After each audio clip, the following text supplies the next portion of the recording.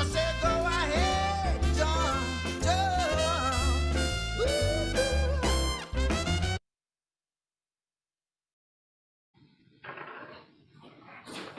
Bom dia a todos. Em nome da AIP, gostaria de agradecer a presença de todos os participantes aqui nesta sessão. Hoje vamos falar sobre sustentabilidade e queria agradecer também à nossa oradora de hoje, Irene Monteiro de Almeida, que apesar da sua formação base ser em gestão de recursos humanos, desde cedo se interessou por estas áreas e é partner do grupo IWR, que tem a marca Blue Soul e que se dedica a produtos sustentáveis, embalagens biodegradáveis, compostáveis. E sem mais demoras, queria passar então a palavra à Irene. Irene. Sim, bom dia. Bom dia. Bom dia. A palavra é sua. Sim. Muito bom dia a todos. Eu vou compartilhar convosco a apresentação que será desenvolvida neste webinar. Cabe-me a mim falar-vos sobre sustentabilidade e alternativas ao plástico. Portanto, vamos abordar aqui estratégias para arranjarmos alternativas para aquilo que são os processos utilizados até agora, não só a nível da sustentabilidade em geral, mas também focando um bocadinho nas questões da liderança e do papel das empresas também nos critérios de sustentabilidade. Vou compartilhar convosco aqui a tela, está bem? Só um momento. Digam-me só se estão todos, ou se é possível visualizar a apresentação. Desculpa. Vou colocar aqui a apresentação. Estejam à vontade para fazer perguntas, caso queiram. Depois também teremos certamente um bocadinho para falar sobre as dúvidas que tiverem e aquelas que eu puder também esclarecer. Então vou começar, se não houver nenhuma questão para já, vou começar. Correto, Marta? Então, sustentabilidade. A sustentabilidade é um movimento que, para além de já ser falado há muito tempo, tem o seu enfoque desde 2015, ou seja, o enfoque maioritário. O que é a sustentabilidade? A sustentabilidade é a junção de vários âmbitos que nasceram na necessidade de criarmos alternativas sustentáveis para a nossa manutenção enquanto seres e a manutenção do nosso planeta. Ou seja, o que é essencial entender na sustentabilidade? É o gerar mudança, e o gerar mudança contribuindo para um futuro mais sustentável. Ou seja, a sustentabilidade tem três componentes: a componente ambiental, que é uma das questões que estão mais em enfoque hoje, com as questões das alterações climáticas, as questões ambientais, as questões da poluição, e de que forma é que nós, enquanto agentes de mudança, e quando falo em nós, não só falo em empresas, mas falo também em nós enquanto pessoas, na nossa capacidade de gerar mudança e através de aspectos, sejam eles pequenos, grandes, pequenas mudanças, coisas do nosso dia-a-dia ou das nossas rotinas, que impacto é que nós poderemos ter nesta sustentabilidade. Tem também uma componente social, e a componente social aqui está mais ligada aos riscos de pobreza, que é um dos temas também muito abordado neste momento, ou seja, de nós criarmos condições para que se vá diminuindo a pobreza, ou seja, erradicar seria uma palavra muito forte, porque parece-me que não será em tempo recorde possível, não é? Mas que todos nós possamos trabalhar no sentido de ir diminuindo a riqueza, a pobreza. Até porque temos questões aqui ligadas e que vamos falar a seguir relativamente às metas de sustentabilidade, e uma delas tem a ver com o oceano. E vou já adiantar aqui, tendo a ver com a questão social, um pequeno parêntese. Uma parte da nossa população, e quando eu falo aqui de população, já estou a falar de população mundial, vive do mar. E, portanto, tudo aquilo que nós, e todo o impacto que nós, enquanto agentes, temos na sociedade, no ambiente, nas políticas e nas implementações que fazemos todos os dias, tem impacto também sobre os oceanos e, consequentemente, as pessoas que vivem do oceano vão acarretar com as consequências daquilo que nós, enquanto agentes, fazemos. Ou seja, perceber aqui que há uma componente social muito grande e que todos nós temos que contribuir para diminuir e criar equidade social no mundo. Temos também a componente económica, e isso tem a ver com as políticas e com a forma como geramos as políticas e de que forma é que essas políticas depois têm impacto no mundo. É a componente um bocadinho mais mais político-económica, que é gerada por todos os agentes, e aqui falamos das grandes entidades, os governos, os Estados, e portanto todos os agentes hierárquicos que tomam decisões económicas e que essas decisões económicas depois têm impacto naquilo que é a sustentabilidade. Podemos falar também aqui um bocadinho do nosso papel enquanto líderes nas empresas, e quando falo de líderes não falo só das grandes chefias ou de chefias de administradores ou de CEOs, não, falo de todas as pessoas que estão nas empresas, chefias intermédias, e que têm um papel muito importante não só na determinação e implementação destas medidas, como também naquilo que passam para as pessoas. Porque as empresas neste momento têm um papel muito importante naquilo que é a promoção e as campanhas e a forma de chegar às pessoas.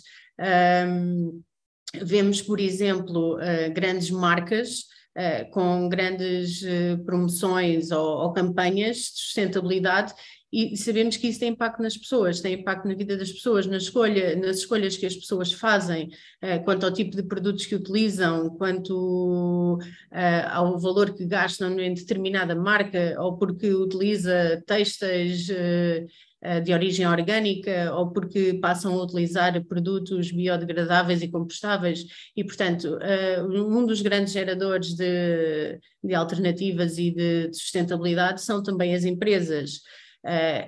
Claro que temos que enquadrar sempre estas questões ao nível daquilo que é o país que estamos a falar e das condições que esse país tem para implementar este tipo de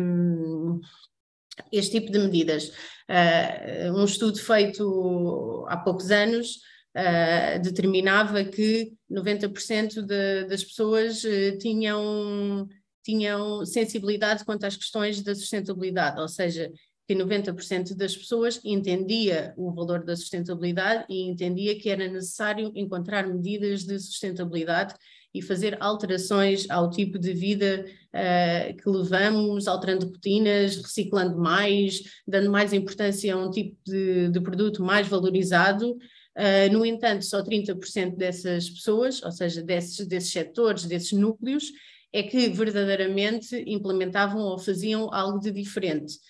É óbvio que, falando em Portugal em específico, há sempre componentes económicas, componentes de transformação, resistência à mudança, que têm feito com que estas medidas, estas implementações não vão tão longe, ou que não vão com a rapidez com que nós gostaríamos que fossem.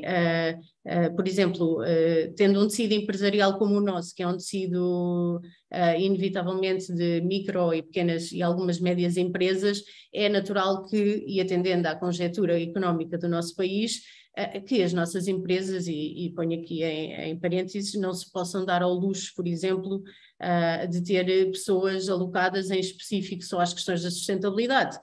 Naturalmente, uma macroempresa ou uma empresa que esteja sediada em outro país e que já esteja em Portugal e que já tenha medidas implementadas, e muitos países da Europa já começaram há muito tempo a introduzir medidas de sustentabilidade, forçosamente e naturalmente colocam essas medidas também em Portugal, e portanto acabamos por ir adquirindo também aqui algumas medidas que vêm de planos de implementação e de políticas que já estão instauradas em empresas que não são portuguesas, por exemplo.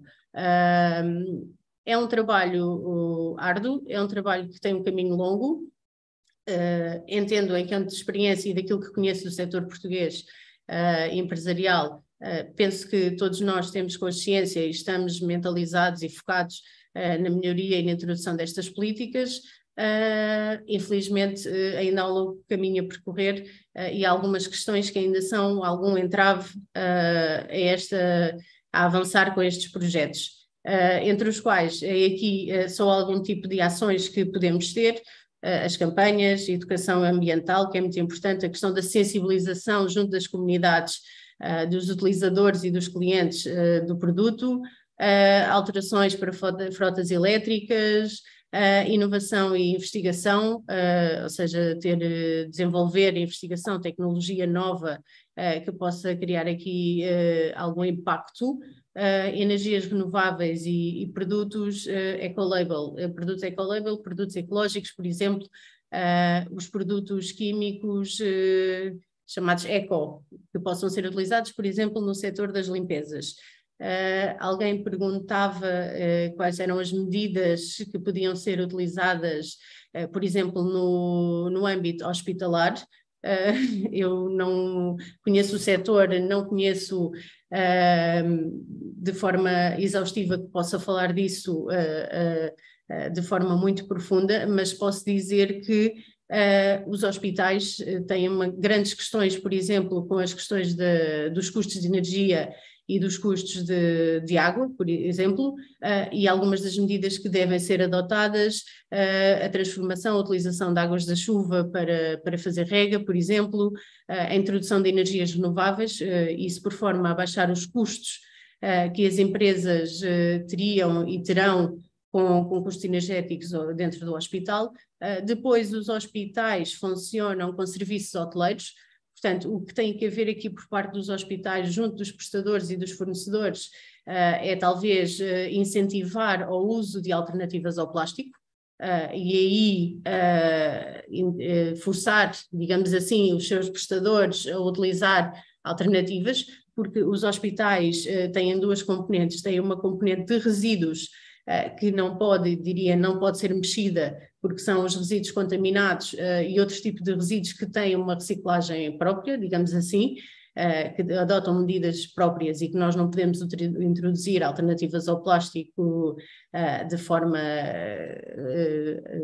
aleatória, ou seja, obedece a critérios que estão muito para além das alternativas, e depois tem uma componente alimentar.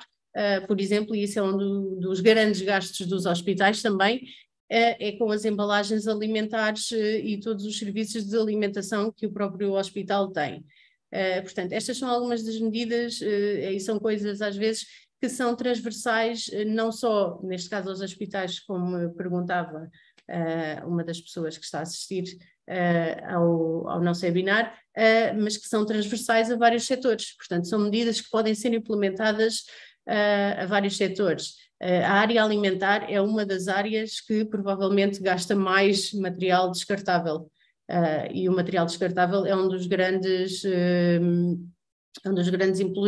impulsionadores da poluição, o material descartável de uso único, que nós chamamos o single use, e que na área alimentar tem uma utilização quase, não diria total, mas que a maior parte dos alimentos naturalmente tem que ser acondicionado em embalagens e a maior parte dessas embalagens são plástico.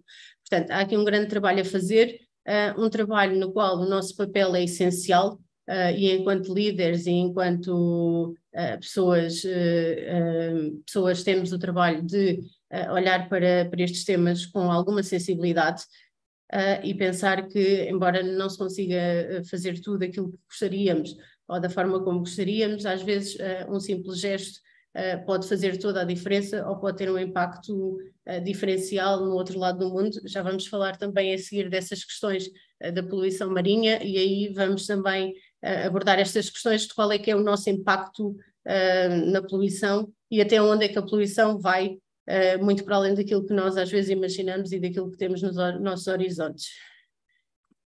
Agora, como eu disse, vamos nos focar aqui não na questão da sustentabilidade, na agenda dos Estados-membros, na agenda que foi desenvolvida pelos Estados-membros, uma agenda que propõe um conjunto de objetivos a serem desenvolvidos para a sustentabilidade até 2030. Estas medidas foram elaboradas em conjunto pela União Europeia, portanto, por todos os Estados-membros, que definiu um conjunto de metas de 17 objetivos, todos eles enquadrados em setores diferentes. Naturalmente que estes objetivos não são transversais a todos os países, portanto, haverá países que têm necessidade de abordar um setor em maior, ou seja, de maior profundidade do que outros, porque naturalmente a diversidade dos países impera e, portanto, nós, por exemplo, que temos 800 quilómetros de mar que nos rodeia, portanto, vamos dar muito mais enfoque, se calhar, aos objetivos da vida marinha, porque são aqueles que talvez tragam um maior impacto para nós e acabam por ter impacto no resto do mundo. Estes objetivos visam promover o desenvolvimento sustentável, portanto, partiram da necessidade que os países encontraram para criar medidas que não sejam exclusivas nem fechadas em cada país, mas que pudessem ser medidas transversais a todos os países Estados-membros. São também elas focadas, e daí a questão da sustentabilidade, nos setores económicos, sociais e ambientais, que eu falei anteriormente, e portanto nós vamos nos focar aqui neste caso na questão da vida marinha, ou seja, no objetivo número 14. Porquê? Porque é aquele que também está mais ligado à medida, não só em Portugal, mas como também aqui à simbologia com a nossa empresa, e é na qual nós também temos mais intervenção, por assim dizer. Ok? Proteger a vida marinha, ou seja, proteger a vida marinha é algo que é muito abrangente, ou seja, o impacto que a poluição e que o plástico aqui em específico tem na vida marinha é um impacto que não é diminuto, portanto há diversas áreas que este impacto é grande. O que é que visa este objetivo? Visa, lá está, ter atenção à questão das pescas, o excesso de pesca que as pessoas, que os países possam ter e, portanto, vamos mexer com a biodiversidade das espécies. Todos nós sabemos que o mar tem um papel essencial no nosso planeta e, portanto, entre 50% a 80% do oxigênio que respiramos vem do mar e, portanto, tem um impacto muito grande também na nossa vida. Para não falar também na questão da alimentação, portanto, se nós estamos a matar as espécies ou a dar cabo da biodiversidade dos oceanos, também estamos a acabar com aquilo que é o nosso alimento e estamos a criar escassez de alimento. Há pouco eu tinha dito e volto a dizer que há uma parte da população mundial que vive do mar e, portanto, países, por exemplo, como o Cabo Verde, que essencialmente vivem da pesca do atum e de outros peixes e que são essenciais à sua sobrevivência e à sua economia. Portanto, este impacto é muito grande. Temos que proteger também a vida marinha, os ecossistemas, portanto, que são essenciais também à sobrevivência do planeta e, por consequência, tem sempre uma consequência à nossa sobrevivência e à nossa continuidade. Ou seja, aqui a questão é perceber que o poluir o mar é algo muito sério e algo que tem um impacto muito grande na nossa vida, embora nós às vezes não tenhamos essa noção ou diretamente não tenhamos noção deste impacto. Até porquê? Porque nós temos a sorte não, mas temos uma realidade diferente. A nossa realidade, as nossas praias, somos um dos países que tem das melhores praias do mundo, praias limpas, praias cuidadas e, portanto, não temos às vezes noção daquilo que se passa no resto do mundo. Mas que não vale a pena termos praias bonitas e cuidadas quando o mar é só um. E hoje não está aqui, mas amanhã não sabemos se vamos se vamos entrar de frente com essa realidade também. À partida não irá acontecer, mas, ou seja, as medidas têm que estar anexas para erradicar que noutros locais estas coisas também aconteçam. Ou seja, e qual é que é a maior fonte de poluição na vida marinha? É o plástico. E o plástico tem uma contribuição muito negativa, quer para os países, quer para a vida, para os nossos mares. O plástico tornou-se um produto essencial, o plástico não, mas todos os produtos que são feitos de plástico, desde os pneus, as cadeiras, portanto, todo o tipo de material que é feito de plástico, e nós às vezes também não temos noção, penso eu, de que nós temos plástico à nossa volta em quase todo o sítio. Até nos tecidos das nossas roupas temos plástico. As máscaras têm TNT, o TNT tem plástico. Portanto, o plástico está hoje incutido na nossa vida de forma quase transversal. E a produção de plástico e a transformação de plástico duplicou nos últimos anos. Portanto, estamos a falar de muitas toneladas de plástico. E em mundos desenvolvidos como o nosso, temos que tentar contrariar e criar alternativas ao plástico para contrariar imagens como estas que temos aqui. Este problema de poluição que nós somos todos os dias colocados à prova, isto existe. Naturalmente, em países asiáticos e países como a Índia, por exemplo, ou como a Tailândia, onde estas imagens que estão aqui, de facto, são imagens reais. E esta quantidade toda de lixo que está aqui, que nós podemos ver, não é lixo criado só por estas pessoas. Portanto, isto são países com baixas taxas de reciclagem, são países que têm muita dificuldade em tratar os resíduos, não é muito diferente do que acontece em Portugal e noutros países, e eu já vou falar à frente, mas estes países têm muita dificuldade, o que faz com que acumule muito lixo, e para nosso espanto, ou não, e dependeria também depois do nível de conhecimento que todos nós teríamos, mas este lixo que estamos aqui a falar, que é lixo descartável, é lixo que vem muitas vezes da Europa, que vem muitas vezes da América, e portanto este lixo acumula-se nestas zonas, mas não é um lixo só praticado pelas pessoas que estão do outro lado do mundo, é um lixo que vem que é nosso, que somos nós que não reciclamos, que somos nós que o descartamos e que o deixamos no chão e noutros locais. Os plásticos levaram-nos, como diz aqui muito bem, à cultura do descartável, ou seja, nós tivemos necessidade de criar mais produto descartável para muitas áreas, para setores, por exemplo, takeaway, alimentação, as questões das garrafas, que são muitas vezes faladas das garrafas de água, por exemplo, tudo o que leva sumos. Por exemplo, só o produto descartável representa 40% do plástico produzido. Portanto, é quase metade do plástico produzido é descartável. E alguém perguntava também, e muito bem, relativamente à diretiva de 2019-904, a diretiva da Comunidade Europeia, que ações é que se viam previstas nessa diretiva. A diretiva aqui em causa foi desenhada para ser implementada em 2019, no entanto, com a questão do Covid-19, estas metas foram avaliadas novamente e foram dados prazos mais alargados para serem colocadas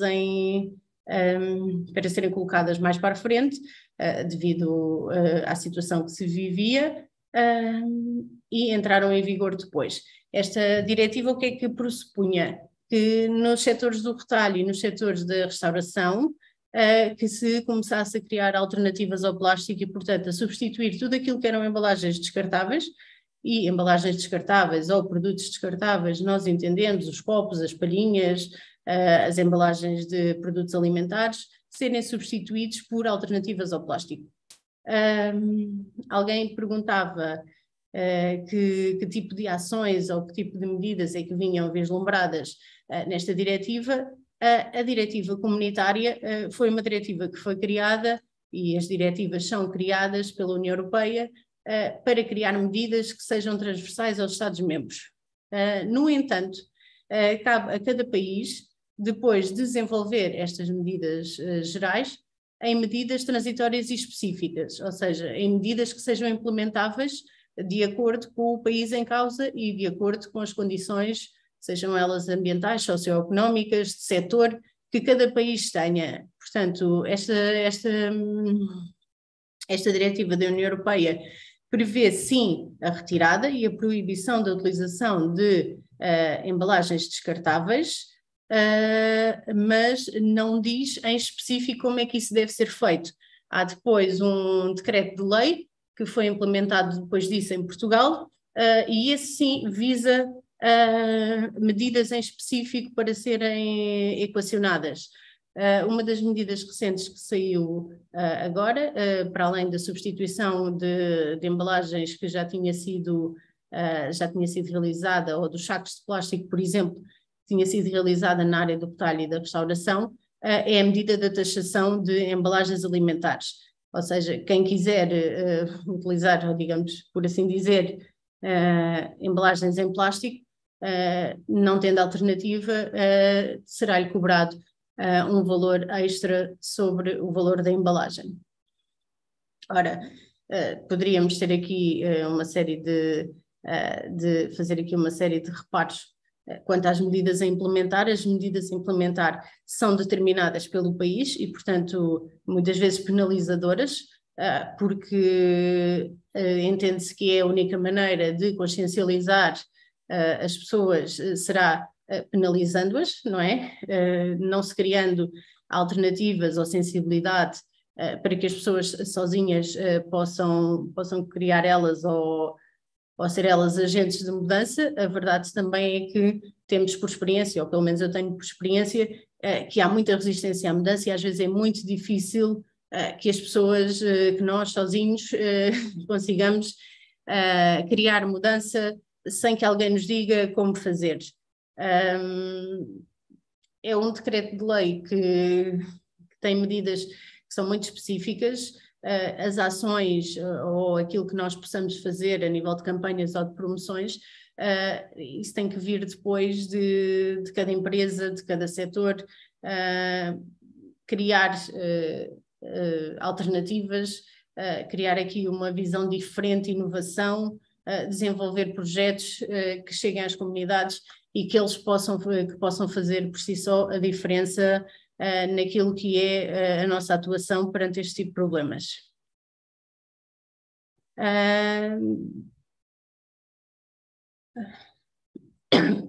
Eu tinha dito já há pouco e já me tinha adiantado que a produção de plástico tinha que duplicado e que havia uma baixa taxa de reciclagem. Embora em Portugal nós tenhamos sensibilidade para a reciclagem, entendamos o que é reciclagem, já há no mercado introduzido muitos produtos que são reciclados e efetivamente a nossa reciclagem considera-se cerca de 10% de tudo aquilo que é necessário reciclar. Portanto, temos ainda um longo caminho a percorrer, atendendo a que o plástico não é de facto uma alternativa, ou seja, não é uma alternativa viável, e vamos falar mais à frente também da decomposição, um bocadinho sobre as alternativas de produtos ligadas à decomposição do mesmo, do plástico. Deixo só aqui a nota que não será possível, provavelmente, alterar todos os plásticos, ou seja, todos os materiais que são feitos em plástico. Alguns deles, se calhar, não terão no imediato nem nos próximos anos alternativa. Alguns deles terão que ser sempre de plástico. Penso que aqui a ideia fulcral e aquilo que tem que ficar é que aquilo que contribui em maior percentagem para a poluição, seja da vida marítima, seja de outro contexto qualquer, aquilo que contribui é de facto o descartável, ou seja, é aquele elemento, aquele produto que nós utilizamos e que tem um período de vida muito baixo e que nós utilizamos E assim tem que ser criadas alternativas, têm que ser criados produtos que tenham que sejam decompostos mais rapidamente e que possam ser uma alternativa à utilização dos produtos de plástico. Aqui temos uma imagem real, uma imagem de algo que efetivamente existe, que mostra a quantidade de lixo que existe em algumas zonas do mundo.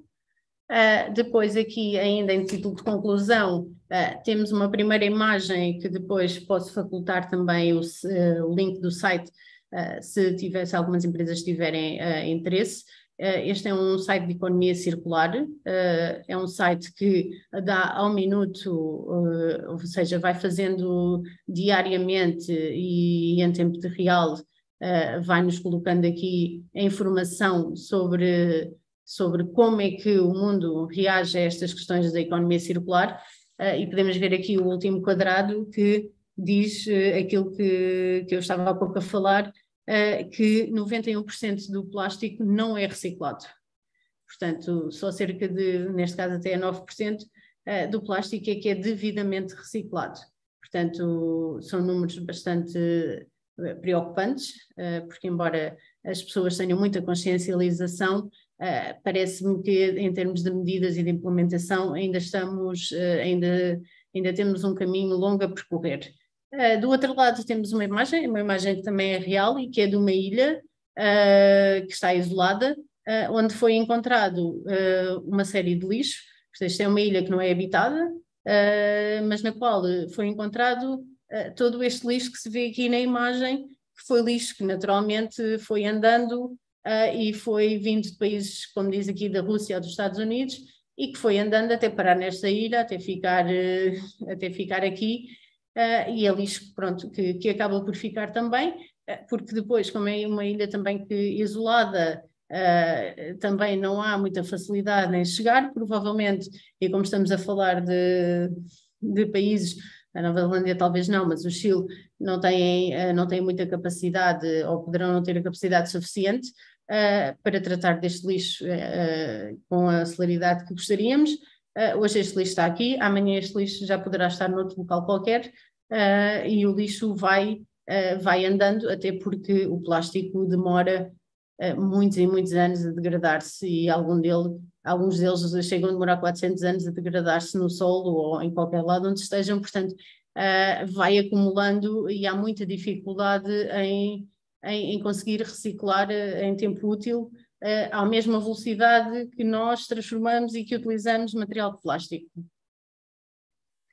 Agora, vamos quase para acabar esta questão da vida marinha, falar dos microplásticos. Esta imagem que está aqui ao lado é de uma espécie marinha, onde foram encontrados estes plásticos todos, estes microplásticos, e os microplásticos são um problema porque eram macroplásticos, portanto eram sacos, eram produtos que foram descartados e que foram deixados a decompor-se no solo, e que não se chegam a decompor, e que muitas vezes passam de macroplásticos a microplásticos. E o grande problema dos microplásticos neste momento, e aquilo que está a ser verificado, é que os microplásticos neste momento já se encontram no nosso sangue. Portanto, nós vivemos em constante, diria, parceria com esta questão dos microplásticos, porque de facto os microplásticos naturalmente não se vêem, não é? Não estão visíveis quando decompostos, e portanto são partículas muito pequenas que vivem, que nós respiramos, que estão no nosso sangue, que estão no sistema respiratório, portanto que acabam e que são danosos não só para as espécies animais, mas como passam a ser danosos também para nós. E vão ter influência, certamente, daqui a muitos anos, naquilo que é a nossa prosperidade. Agora, já abordámos mais ou menos também esta questão da vida selvagem, a questão da biodiversidade e da importância de mantermos as nossas espécies, de não acabarmos com aquilo que é a nossa sustentabilidade marinha. Portanto, se nós tivermos espécies com microplásticos como víamos, ou como estamos a ver aqui nestas imagens, e depois, naturalmente, nos formos alimentar desses peixes ou desses animais, naturalmente, nós também estamos a comer plástico. E, portanto, isto é circular e é um ciclo que influencia em todos nós. Os animais não têm como não comer plástico ou saber que estão a ser, que estão junto de um plástico. Muitas vezes há imagens até de animais que estão a tentar comer os plásticos. Portanto, não têm a capacidade de perceber, como nós, se é mau, se é bom, se é para comer, se não é para comer. Portanto, temos aqui um problema de facto gigante de resolução que tem que ser imediata, porque senão colocamos em risco aquilo que é a sobrevivência das espécies, a sobrevivência dos nossos mares e, inconsequentemente, colocamos em risco também a nossa sobrevivência enquanto seres. Conter as marés de plástico é muito difícil, era aquilo que eu estava a dizer, recuperar estes resíduos plásticos. O que é que nós podemos fazer? Ter mais atenção à concepção dos produtos, criar aquilo que vamos falar a seguir, alternativas aos produtos habitualmente utilizados, por forma a diminuir este impacto da poluição, ter uma curta duração de embalagens descartáveis, ou seja, alternativa, biodegradáveis, produtos compostáveis, que já vamos falar a seguir, e, portanto, embalagens que tenham este tipo de componentes mais naturais, que permitam que depois a sua biodegradabilidade também seja de curta duração e que possamos evitar imagens como estas. Reduzir o fabrico dos plásticos, naturalmente só aquilo que seria necessário, que era o que eu falava há pouco. Não vai ser possível substituir todos os produtos de plástico, tem que haver sempre produtos em plástico, e há produtos que são essenciais e que não podem ser feitos noutras componentes, mas reduzir ao máximo aquilo que não for necessário, ou seja, aquilo que for também de single use, ou seja, descartável, que seja descartável, que nós não precisemos de utilizar diariamente e que possamos com isso criar alternativas. E é disso que vamos falar agora um bocadinho, das alternativas ao plástico, e vamos falar também num ponto de vista de produto, para percebermos aqui quais são os produtos de alternativa e aquilo que podemos efetivamente fazer. O que é que todos nós queremos? Claro, queremos ter um ambiente mais limpo, queremos acabar com imagens como as que vimos há pouco. Todos nós vamos e passamos na rua e todos nós vemos máscaras no chão, todos nós vemos garrafas no chão, vamos à praia e vemos beatas, pouco cuidado com o lixo que fazemos na praia, as tampas, as garrafas de água, e, portanto, tudo isso tem impacto. E esse impacto é causado por nós, ou seja, não é causado por fatores externos. Daí a responsabilidade e daí o enfoque sustentável tem que ser, de facto, em alternativas ao plástico e, nomeadamente, nestas alternativas descartáveis, porque são aquelas que têm o maior impacto e que são o maior número. Naturalmente, nós não atiramos pneus todos os dias para o chão, não é? Ou não descartamos os pneus, até porque precisamos deles, naturalmente. Não podemos andar sem pneus, ou não podemos deixar um pneu, ou temos a sensibilidade de que não podemos deitar um pneu para qualquer tipo de lixo, ou como, por exemplo, outros produtos feitos de plástico que nós temos noção que não podem ser deixados em qualquer contentor, e, portanto, para isso estamos mais sensibilizados e, naturalmente, não queremos tanto lixo, mas a questão com os descartáveis é uma questão preocupante, porque, embora sensibilizados, nós muitas vezes temos a tendência de não dar, ou damos importância, mas acaba sempre por ser algo que não é visível aos olhos de todos da mesma forma. E, portanto, é esse tipo de produto que é essencial criar alternativas. Através do quê? A meu ver, e aqui é uma perspectiva, quando vamos falar de alternativas ao plástico, vamos falar de uma perspectiva daquilo que são as medidas de implementação de alternativas ao plástico que pensamos ser as melhores. Naturalmente, já há algumas alternativas utilizadas, e essas alternativas passam muitas vezes por por caixas de papel, por produtos recicláveis, ou seja, produtos que têm componentes de plástico, mas que depois já têm uma percentagem daquilo que não é plástico, ou seja, que já é um produto reciclado. O próprio produto reciclado em si também é uma alternativa. Agora, entendo que o produto que de facto, ou o tipo de material a utilizar que de facto terá um maior impacto, será um material biodegradável e compostável. Está bem? E a seguir já vou explicar porque é que entendo isso.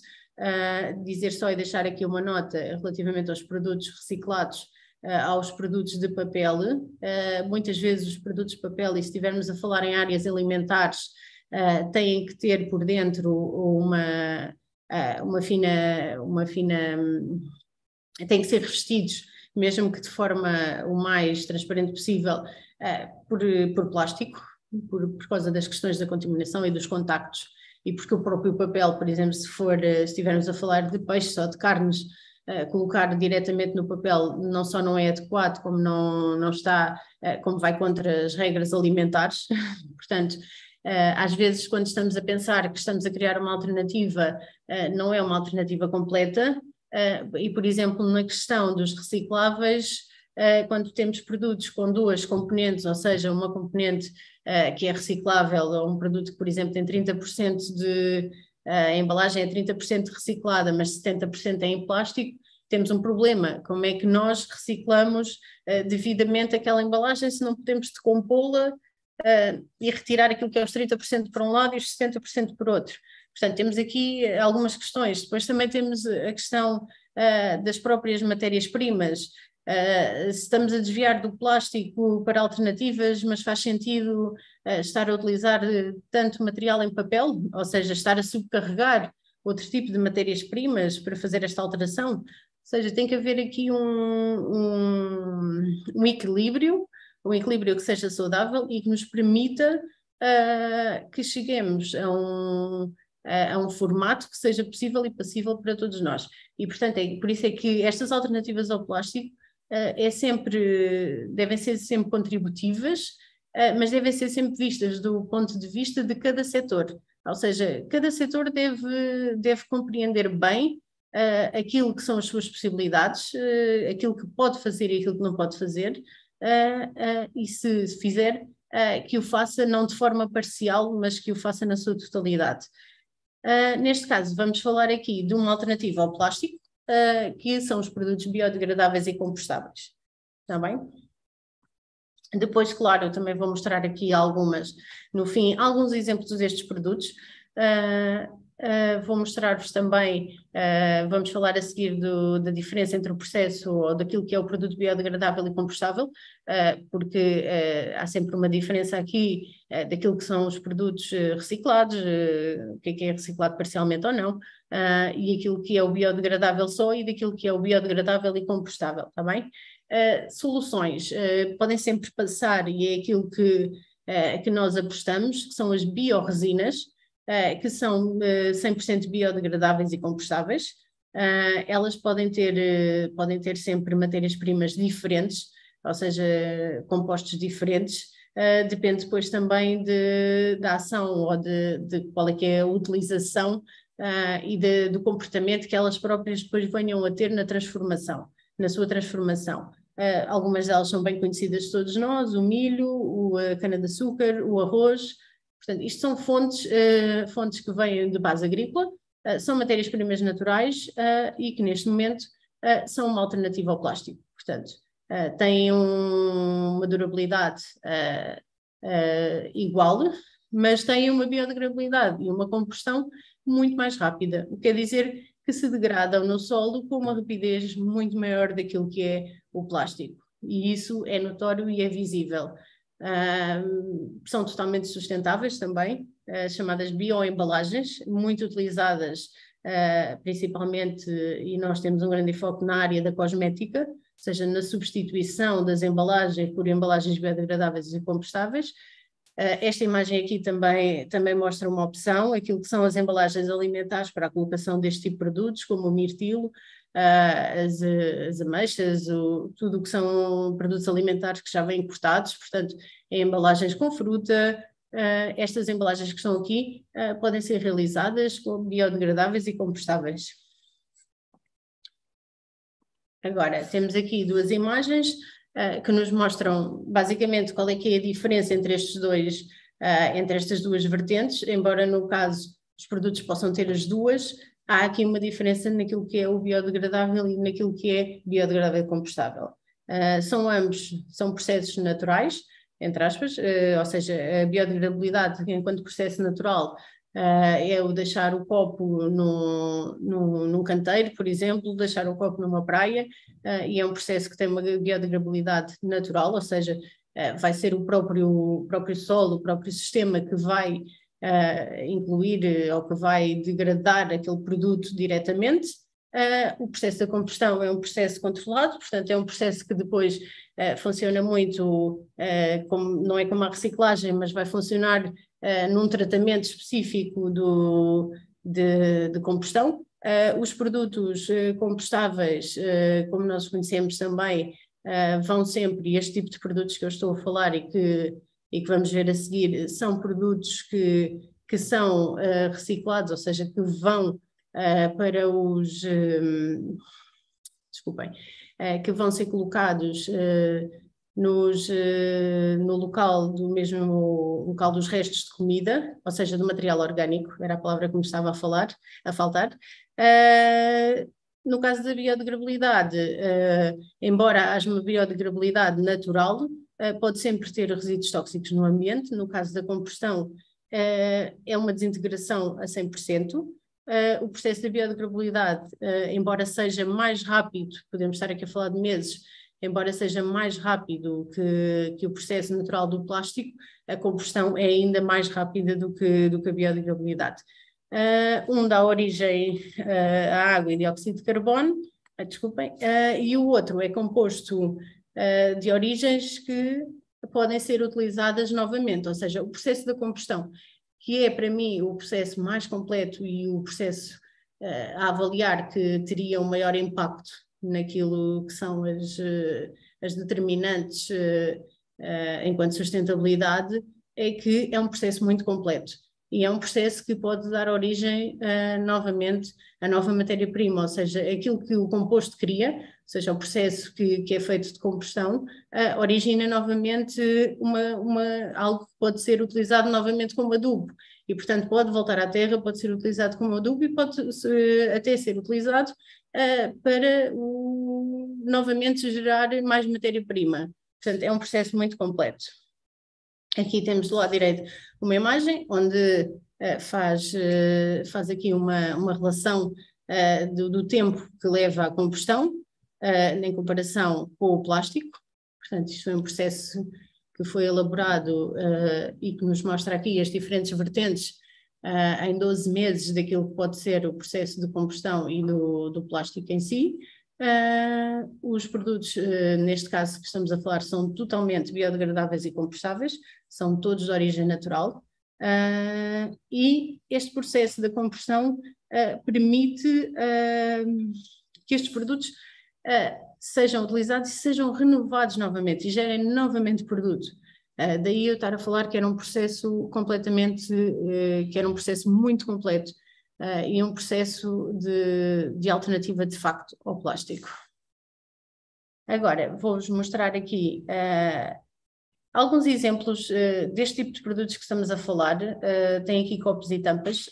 São produtos que podem ser utilizados em alternativa ao plástico. São produtos que, como veem, adquirem a mesma imagem, portanto, não são muito diferentes. Às vezes imaginamos que esta coisa dos produtos, ou temos a sensação que, ao estar a utilizar produtos biodegradáveis ou compostáveis, que isso vai ser, o aspecto vai ser muito diferente daquilo que é o plástico, mas não. Todos eles adquirem uma imagem, como podem ver, muito parecida até com os plásticos convencionais que estamos habituados a lidar. Temos aqui mais imagens de copos, pois claro, todos eles podem ter os formatos iguais, maiores, mais pequenos, com tampas, sem tampas. Portanto, são materiais que estão adequados a muitos setores e principalmente aos setores mais afetados, setores do retalho, da restauração, o próprio takeaway, que hoje em dia tem muito mais utilizadores e, portanto, para se fazer chegar a alimentação à casa das pessoas ou as pessoas poderem transportar aquilo que são os alimentos, utiliza-se imenso este tipo de descartável. Utilizado também nas garrafas, portanto, as garrafas de sumo, as garrafas de água, todos eles têm um aspecto convencional, portanto, muito parecido com aquele que tem o próprio plástico, e, portanto, não há aqui diferença de aspecto. Mais produto alimentar, para o setor alimentar, as tigelas, para colocar saladas, para colocar carne, para colocar peixe. Temos aqui outra vertente, que é uma vertente até muito interessante, que é a questão dos sacos, os sacos das compras, os sacos do lixo. Quando falamos em processos de reciclagem, por exemplo, e estamos a reciclar lixo orgânico em sacos de plástico, isso vai influir depois no próprio processo de combustão, ou seja, é um processo que fica mais caro porque temos que estar a fazer a descontaminação daquele lixo, que não faz sentido se utilizarmos, por exemplo, um saco que já seja de origem natural e que o seu processo também seja compostável, não é? A alternativa, e aqui a questão deve ser também facilitar para diminuir custos, para diminuir o impacto, e para permitir que os processos também por si só sejam eles mais viáveis, mais rápidos e que tenham o menor custo possível. Estes sacos todos eles podem ter tamanhos diferentes, podem ser utilizados em setores diferentes, por exemplo, se calhar aos hospitais adequa-se os sacos para as limpezas, por exemplo, e podem ser utilizados se estivermos a falar em produtos contaminados ou em resíduos que sejam resíduos de categorias já mais elevadas, que têm um processo de reciclagem diferente ou que passam por um processo que sejam produtos contaminados, se calhar a utilização deste tipo de sacos também já não fará sentido, ou seja, não será um investimento viável. Portanto, aqui a questão é também tentar perceber e adequar aquilo que são os produtos alternativos também ao setor e às necessidades necessidades económicas das próprias indústrias. Temos aqui mais... Temos aqueles que estamos todos muito habituados a ver, as palhinhas. Estas palhinhas são todas elas de matérias-primas diferentes. Diria, esta aqui é de cana-de-açúcar, a do meio será de chá, com base de chá, e a primeira é com base de matéria-prima de café.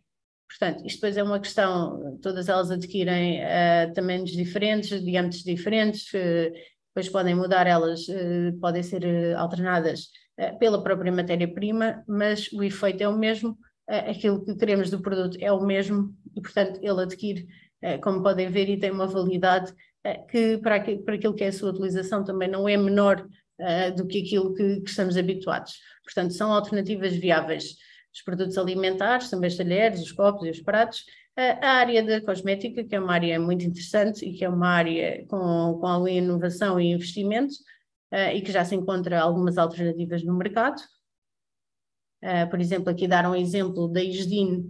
A Isdin já utiliza, por exemplo, embalagens que são biodegradáveis.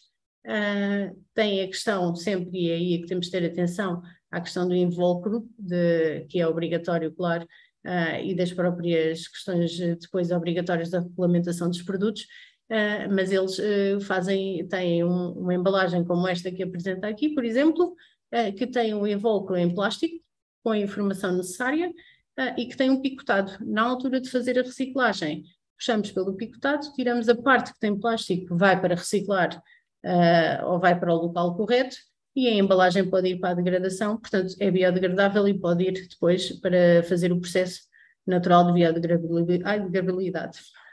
Ok? Vou terminar, já terminamos. Vou só retirar aqui da tela cheia. ativar aqui para podermos. Sim?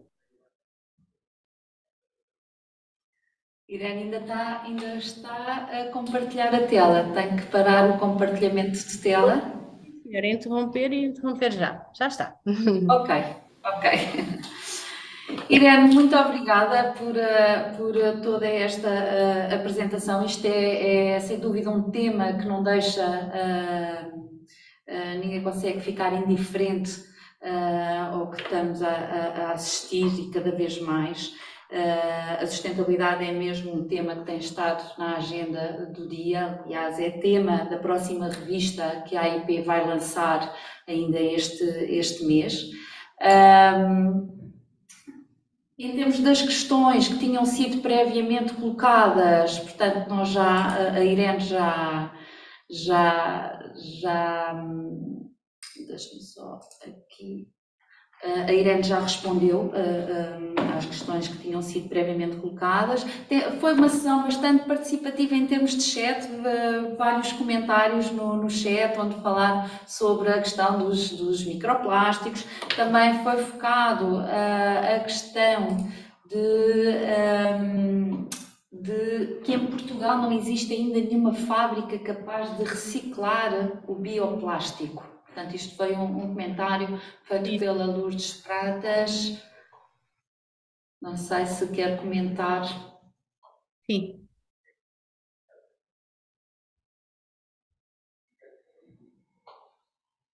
Há aqui algumas coisas, sim. Eu penso que teríamos aqui uma panóplia de questões que são naturais.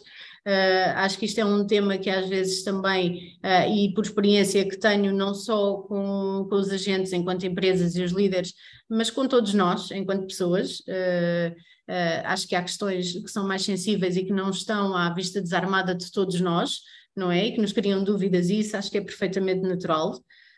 Acho que há também pelo mercado e aqui para a indústria transformadora dos plásticos, eu acho que há empresas que já estão a fazer algumas coisas interessantes. Posso partilhar uma ou outra experiência que nós temos acompanhado, por exemplo, uma empresa portuguesa, uma empresa assim já de alguma dimensão grande, que já trabalha na área, por exemplo, na área marítima, digo assim, eu não sei se será este o nome correto da indústria, mas está adequado, que estavam a utilizar bioresinas nossas para fazer testes, criar alternativas às redes de pesca. Portanto, utilizar as bioresinas para testar e criar redes de pesca que sejam biodegradáveis e compostáveis, ou seja, para evitar que estas, por exemplo, sejam perdidas no mar, degradam-se naturalmente e a combustão é feita diretamente no mar e, portanto, não é um problema. Há algum tipo de experimentação nesse sentido e eles estão a tentar a utilizar. O que é que tem sido a grande preocupação, penso eu, aqui da questão das indústrias portuguesas e dos nossos mercados? E se calhar é alguma das dúvidas que também aqui já alguém colocou, é perceber se os equipamentos que temos e se a maquinaria que a indústria de plásticos e transformação neste momento utiliza, se é possível utilizar estas bioresinas adquirindo os mesmos resultados.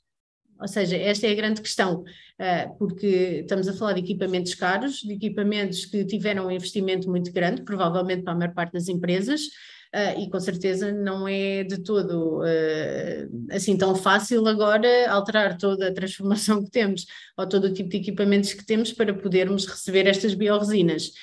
O feedback que temos tido e daquilo que são algumas empresas que estão a utilizar as resinas e a tentar fazer estes testes é que de facto não há nenhum impedimento de serem utilizadas nas máquinas que as empresas já têm.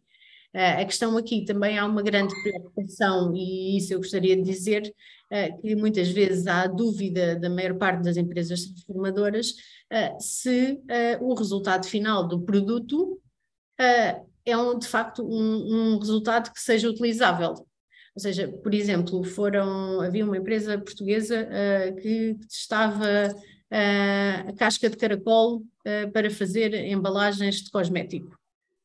Não deu resultado.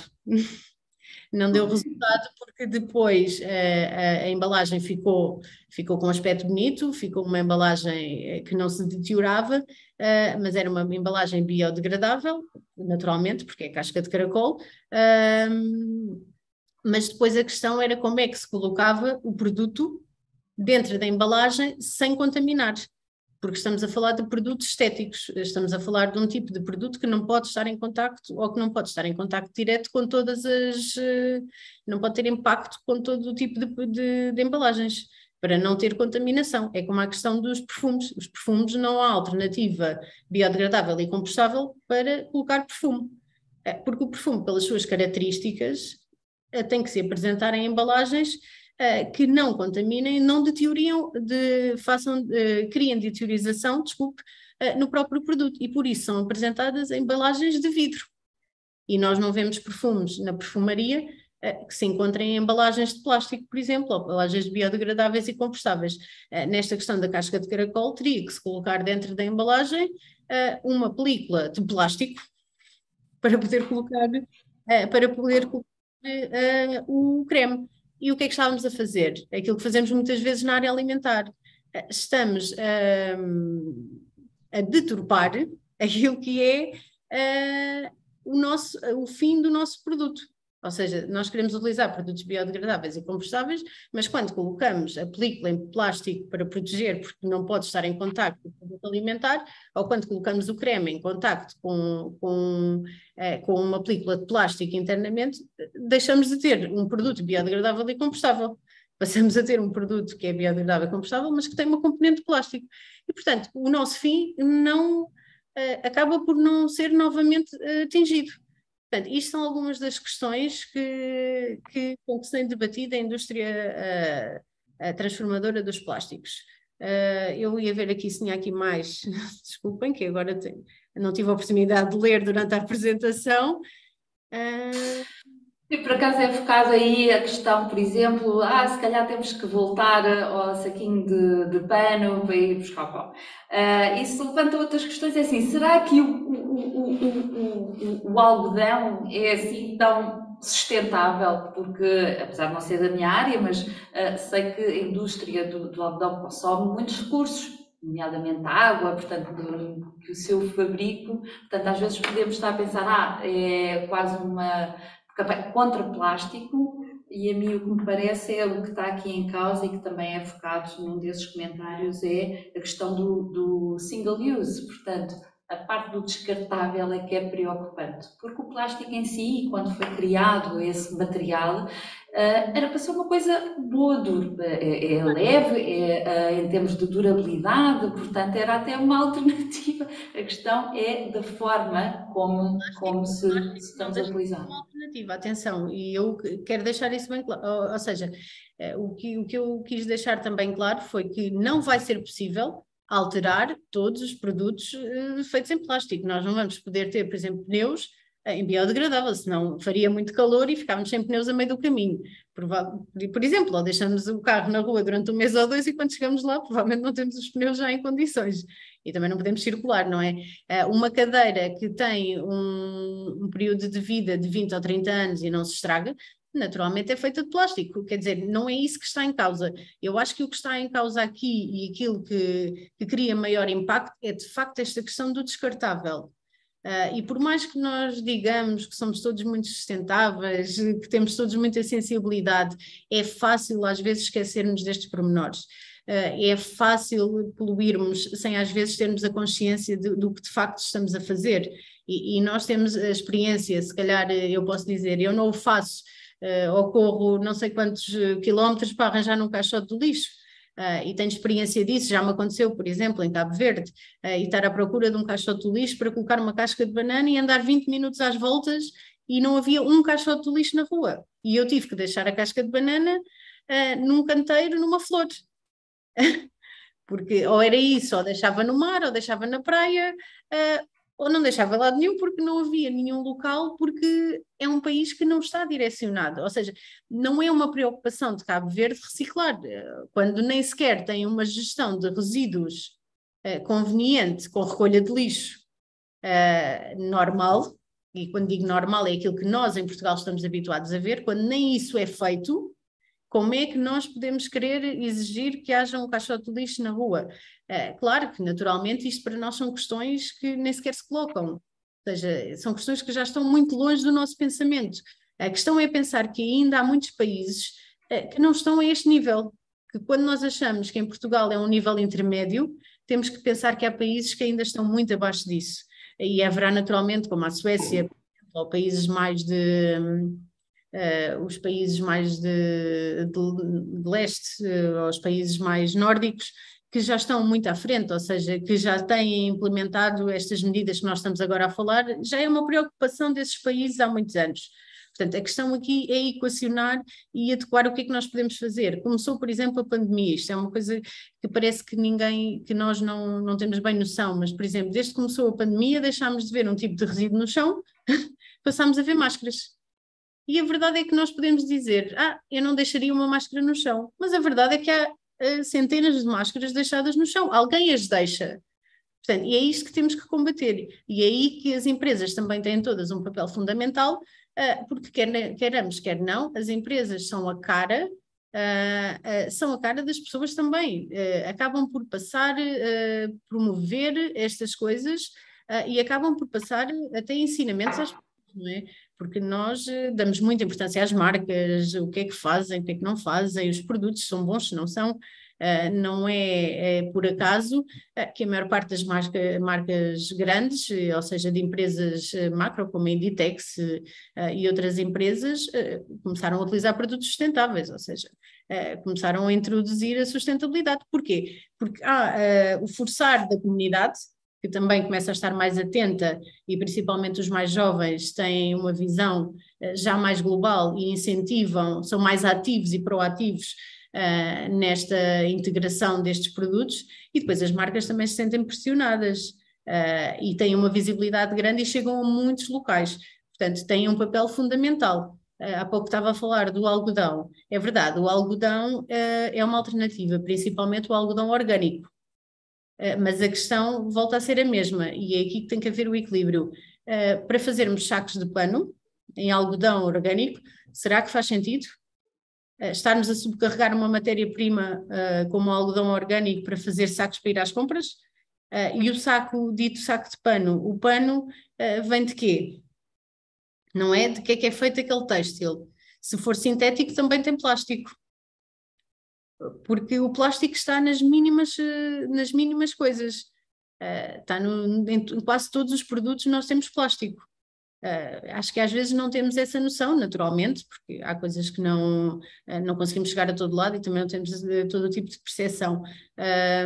Mas o plástico está em todo lado e é um problema. Agora, qual é que é a questão? É reduzir, como eu dizia há pouco, ao estritamente necessário. Ou seja, aquilo que é necessário que seja plástico, muito bem. Não vamos conseguir erradicar. Aquilo que pudermos fazer para minimizar e criar alternativas ao plástico, sejam, por exemplo, compostáveis, biodegradáveis e compostáveis, devemos fazê-lo. E de acordo com os produtos até que eu mostrei, eles não têm um aspecto diferente do plástico. Aliás, muitos deles parecem um copo normal de plástico, portanto, o aspecto que têm é igual. Portanto, isso não é uma causa para não avançarmos. Acho que às vezes há aqui as questões, está aqui uma senhora que diz que o ODS é ambicioso. Pois, naturalmente é ambicioso e tem metas muito ambiciosas para pouco tempo. E eu acho que nós portugueses temos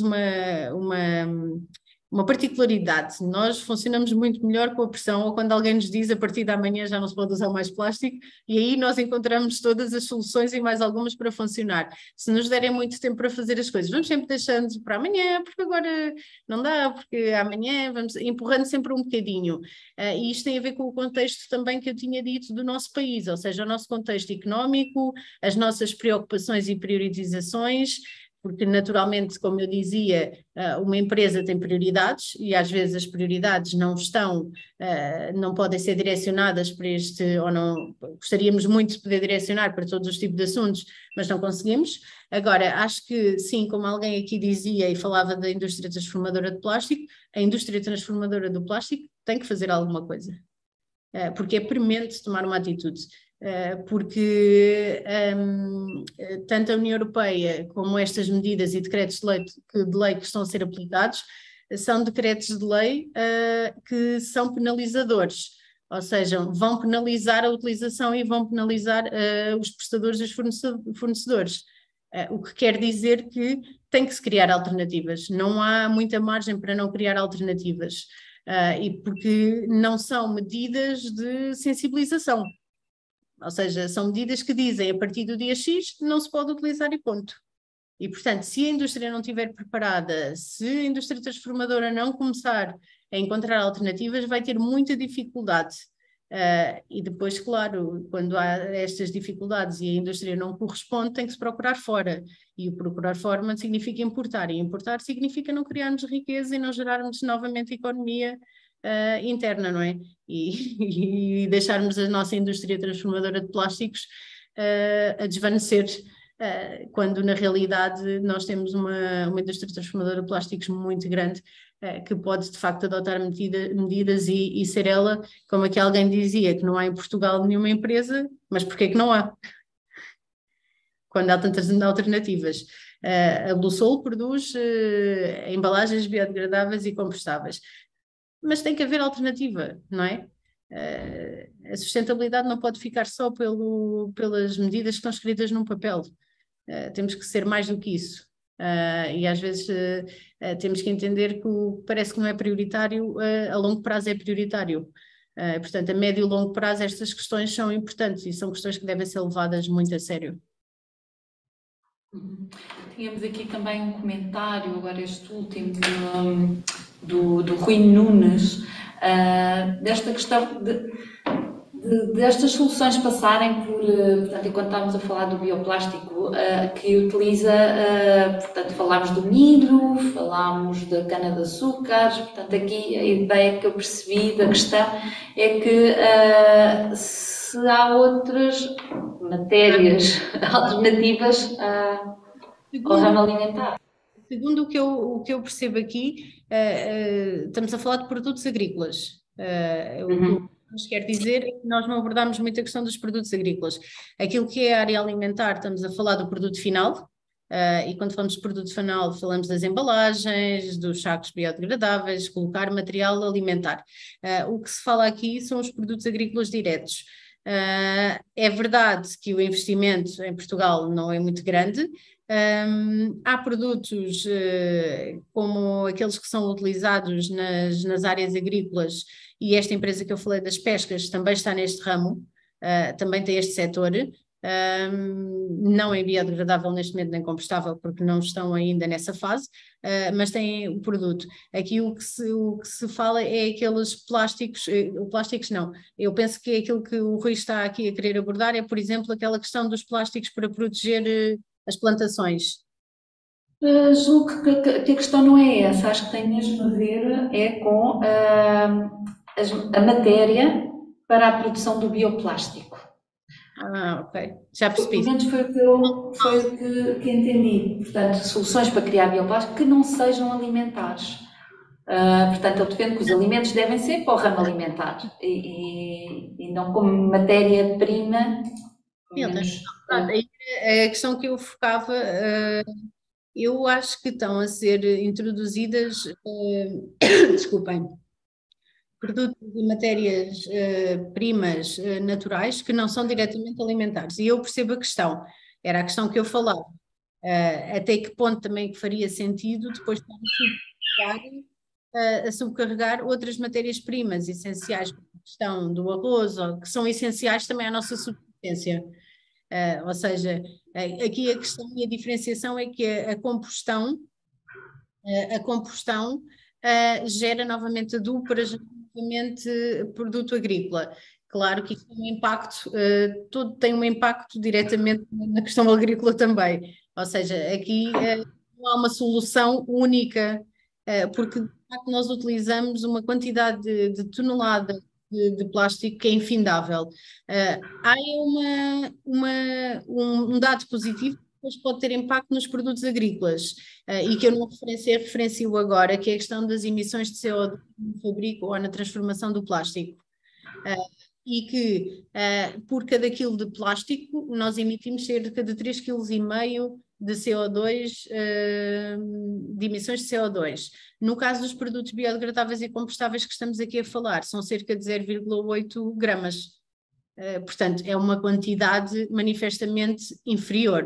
Ou seja, e esse impacto que tem na não emissão do CO2, depois também terá impacto nos solos e criará condições melhores aos solos para criar mais matéria-prima. Pronto, mas isto aqui é uma questão que pode ser abordada numa outra fase. Podemos criar aqui e abordar esta questão. Claro. Não, mas Coisas que poderíamos falar, ou seja, ir a um monte, diversos setores, ir a uma quantidade infindável de pormenores que seriam até interessantes abordar. Obviamente, infelizmente também não temos tempo para chegar. Claro, já estamos aqui a terminar, mas realmente essa questão que falou e a importância também, que se fala tanto da economia circular, que depois de se poder aproveitar. E em termos dos alimentos, ainda há bocadinho referiu, não sei se era o caso das palhinhas, portanto, que aquele bioplástico é a partir das borras de café, acho que tinha a ver com isso, por exemplo, portanto, deixa de ouvir. Tem origem algumas em café, chá e cana-de-açúcar. Portanto, elas podem ter diversas matérias-primas, depois de acordo também com aquilo que, claro, que for a necessidade do mercado. Claro.